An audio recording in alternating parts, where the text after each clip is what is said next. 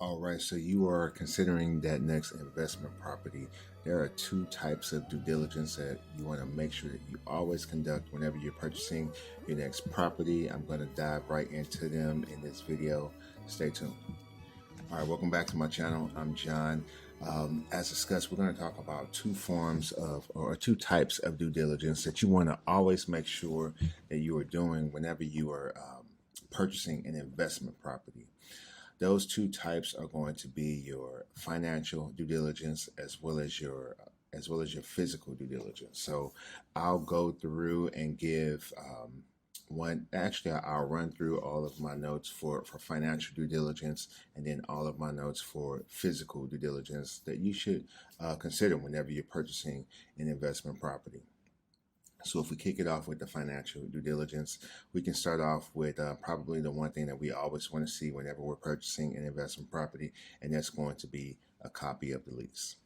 You want a copy of the lease because when you purchase that property, you're the new landlord. You're stepping into the shoes of the previous landlord. So it's a good idea to read over what commitments it is that you are about to take on. So you'll always want to get a copy of the lease. If you're, however, sometime the previous owner may not have a copy of the lease. In most states, you'll just revert back to the month-to-month rules that your state already has set forth. Next, if you can, try to get an application. You may not always be able to get the application, but it's good to have a profile of the tenant that you will now be responsible for up until throughout the end of the lease, unless you decide to renew that lease and keep that tenant.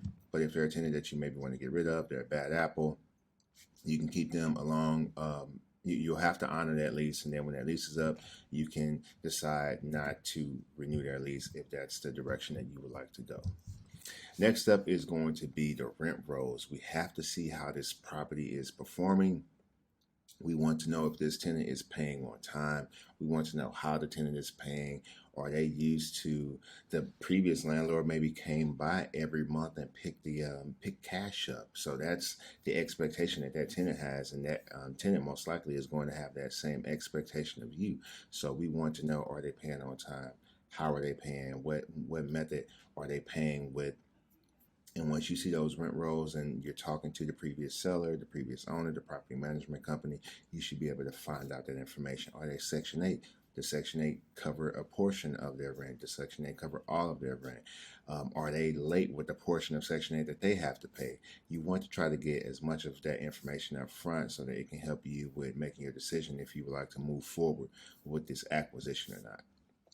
Next is going to be rent receipts. So if we don't have rent rolls, we can look for rent receipts. The previous owner may keep some type of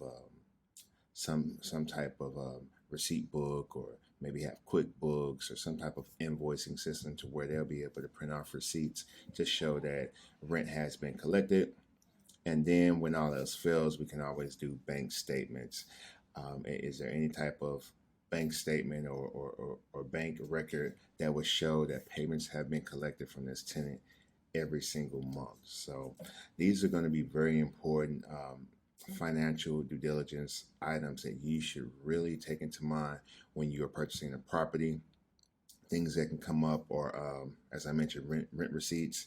You may have pet deposit discrepancies. You want to see all of that up front. Is your tenant paying bi-weekly or weekly or monthly? Can they afford to pay the full rent at the first of the month, or do they have to break it up? You want to know all of that before you actually take ownership of the property.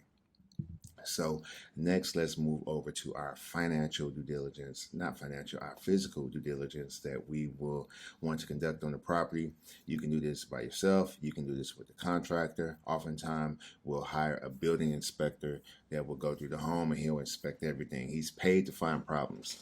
Now, with this building inspection, don't let it deter you from making a purchase unless it's just some major things that's come up. But remember that he's paid to find problems. So we serve a lot of clients here in St. Louis, and sometime our inspector he'll hit us with the long report. But we have to remember that we pay him to find problems. We can also use that to negotiate as well, negotiate more money off of the purchase price with the items that he found. So that's going to be the most common way, is going to be to hire a building inspector and have him inspect the property. And from there, you'll have a report of the physical health of your property. So you'll want to walk this property and audit all of the major systems. Your building inspector will do this. If you have old systems, plan on having to address CapEx in the near future. So if you have a furnace that's on year 23, it can go out at any time. So you need to start to put money aside, or else maybe try to negotiate some type of credit for the old furnace before you even purchase the property.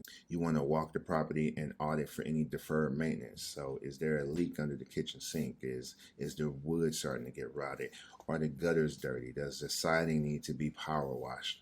All of those things are deferred maintenance you'll want to take into account, because a lot of that deferred maintenance right now, the tenant is in the landlord's ear about, this is going on in my property, this is going on in my property. And as soon as that ownership change, that tenant is going to be in your ear, or it's in your property management's ear about the deferred maintenance that has not been taken care of. So you need to know what's going on. You need to go and observe the deferred maintenance. And I even like to talk to the tenants. So whenever we send out our building and our sewer, the tenant is often home because that's how we get access. And I'll ask the tenant what's going on. How do you like renting here? How's your experience been? You basically just trying to pry and get as much information. What's how long has it been taking for you to get things fixed around here? Any type of information that you can get from the tenant will be helpful. And again, it can also be used for negotiation. And then you will have an idea of the deferred maintenance that's currently taking place with your property before you purchase. So we talked about ordering a building inspection. That's a big part of your physical due diligence. Also, you will want to order a sewer inspection. Sewer lines can be very expensive to replace, especially if you have to go underground. When you have to go underground, there's no telling what. It's hard to have 100% understanding of what's going to take place before you actually bust the ground open and see what's going on with those old cast iron pipes. So you may send a camera through there and it may show a crack here, or maybe some roots came in here. But once your plumbers get to jackhammer and open that floor, they can't tie in any of the new plastic to the old cast iron. And now a job that maybe was take out 5 feet of cast iron, now we have to replace the whole line. Now we have to replace up to 30 feet of cast iron. And do you have the liquidity in order to handle that? They already have the floor open. They've already pulled out cast iron, and they can't tie into any good cast iron. Do you have the resources to where you can handle that type of change order? So sewer scopes are very, very, very important. You want to get those back. Good news is that everything is in operable condition and we're good.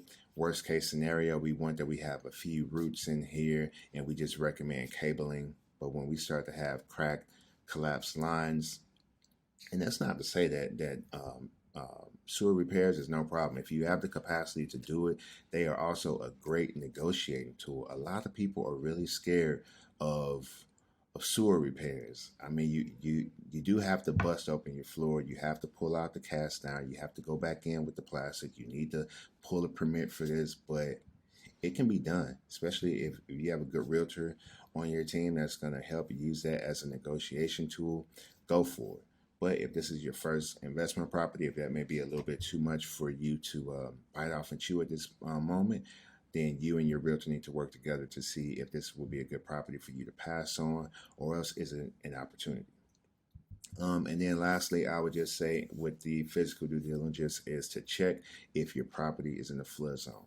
I live here in St. Louis, Missouri. We got hit hard. It was either last year or a couple years back with really bad flooding that only happens. It's very, very rare for it to happen like it did. But you want to check if your property is in the flood zone. You want to make sure that you have the proper insurance. If you do take on a property in the flood zone, you want to talk to your lender to make sure that that's not going to be an issue with your financing. And if your mortgage payments will be too expensive if you're in a flood zone. So those are just a few examples. I'm sure that there's more. If you do have any more that maybe I left off, drop it down in the comments. What are you guys doing that I'm not doing that would maybe help me, and I can share with my clients that we should be doing in terms of physical due diligence as well as financial due diligence. So I hope that you all enjoyed the video. My goal is to have a video like this coming out once every week. So again, I'm John Lewis. Please subscribe. I'm trying to reach 500 subscribers. So yeah, please just go ahead and hit that subscribe button down below, and I'll see you guys on next week's video.